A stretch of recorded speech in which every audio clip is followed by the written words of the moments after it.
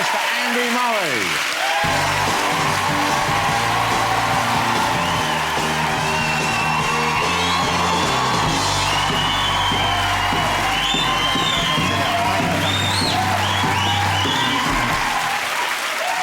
That was an exciting moment for all of us. I imagine it was quite a nice moment for you as well.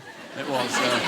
Talk us through what was going on just before that win, because, you know, in tennis, the incredible thing about that game is it can still go either way. Well, yeah, so I was up 40-love, basically, in the last game, so I had 3 match points, and then I lost them, and then he had... Well, slow down a bit. So you 40-love, so you're thinking, OK, I've got to finish it with one of these 3 points. At 40-love, when you're serving, you're thinking 100% it's over. So in my head at 40-love, I was like, oh, my God, I'm about to win Wimbledon. So you're already celebrating inside? Yeah. And then basically 3-4 points later... Well, let's go through each one. So you lose... So 40-love, then it's 40-15. And you're thinking, OK, but you're still thinking, I've got it. Yeah. OK. Yeah. You're still fine there, but then... So you serve again. Yeah, he hit a winning return. A great return. Yeah. So now it's 40-30, so you're still thinking, OK. I wasn't really thinking that then. When it got to 40-30, I wasn't... I was pretty nervous, yeah. And then... Well, then when it gets back to deuce, the problem is that I'm now 2 points away from winning, not 1. 2 in a row as well. Yeah, and I'm allowed to swear. Please do. Yeah, I was shitting myself. And was there a time when you thought... I always thought you would win. I knew you'd win a Grand Slam. I always thought you would probably win Wimbledon. But, of course, there was a chance that you might not. Because those are the breaks sometimes in sport played at that level. Was there doubt in your mind that you would actually get Wimbledon? Yeah, I mean, after Wimbledon last year, then I thought there was a good chance I may never win a Grand Slam. In some ways, it was actually good for me to actually accept that, because then I was able to deal with it a bit better, and I kind of relieved some of the pressure on myself, because for years I was thinking, like, it's going to happen, I'll do anything it takes to try and make it happen. But then when it actually got into my head that actually this might not happen, I actually started to play better. It took a bit of pressure off myself. So you almost made peace with the level of expectation? Yeah. It had been so long since a British man had won a Grand Slam. It had been, whatever it was, 70-odd years, that I actually came to terms with the fact that I may not do it. And once I did that, I actually started to play better. The year before, when you lost to Federer, you were clearly choked up, but I get the feeling that you're not particularly comfortable in showing your emotions publicly. Would I be right? I mean, it's not I'm not going to try and make you cry now. Don't worry. This isn't a cruel game. Yeah, no, it's not. Yeah, it's not.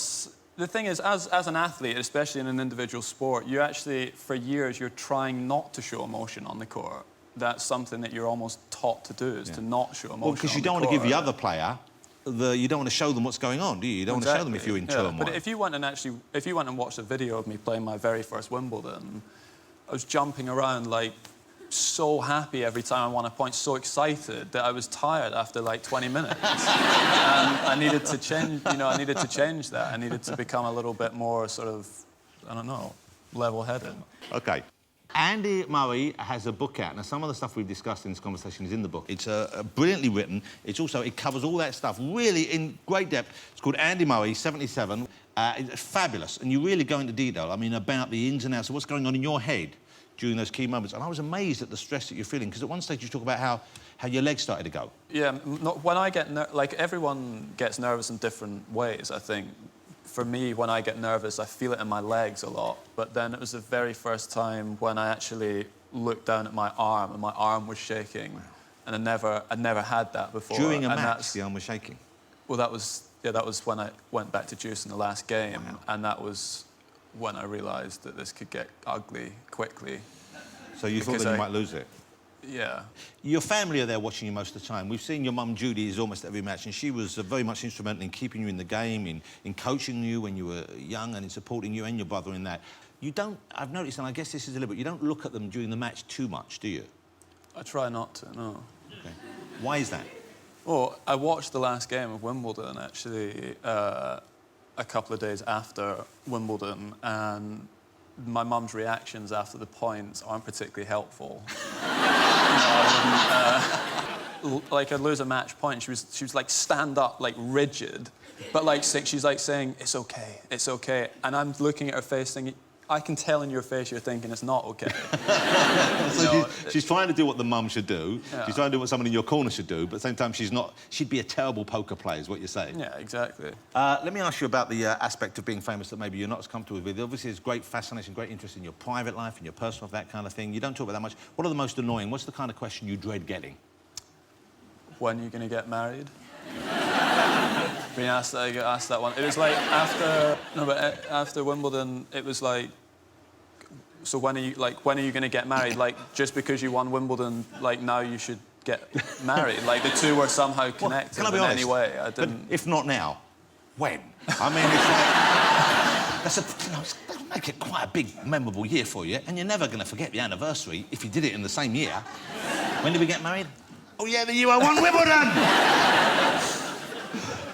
Let me ask you about drugs, Andy. Yeah. Now, I don't take any. Well, let's talk about this, because I know you look up to me. Yeah. I've seen him on the tennis court. Both as a man and as a tennis player. I was drunk when I played tennis with you last time. And that was your excuse, wasn't it, for the level of You should try play? it. It loosens you up. It's a good feeling. No, drugs. They have the random drug testing in tennis, as they do every sport. Now, am I right in thinking that you got drug tested on quite an important morning? It was a couple of weeks ago, yeah. I was going to Buckingham Palace to receive an OBE.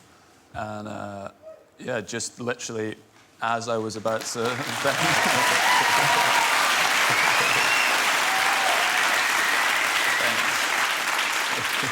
Yeah, and the car had already arrived to take us there, and the drug testers turned up. So then, yeah, basically, there's lots of rules with the drug test now. Like, you give blood, but you have to sit for, like, 15, 20 minutes before you can give the blood so that, for whatever reason. So what do they think probably, OK, he's going to get the OBE, he's going to have had doobie the night before. Andy Murray, OBE. Give me a pizza. There you go, Judy. You know, do you think, is that what they thought was happening? Yeah. To be honest, I don't know. They say that those are random tests, but... That sounds too specific a morning to be coming on. Exactly. When you got the OBE, this is another first. This was the first time, I believe, that Prince William had been in charge of that investiture. He had given you the OBE. And William is about the same age as you. Is he? I think so, isn't he? How old is he? I'm 26. I think he's a bit older than that. But... Wow, well, if you want to have a dig at William, go ahead. Trust me, you want to get that knighthood, you better stay on his right side. OK, he said, you know, but you know, look, I'm 52. To me, you're both kids, you're the same so age. you're double my age. Oh, off. It's not a maths test, you know? All right, you can add up. OK, I'll double you in. So, but you're kind of in the same region. You're both under 30. He's started a young family. He's married, by the way. Did you chat about tennis? What did he say?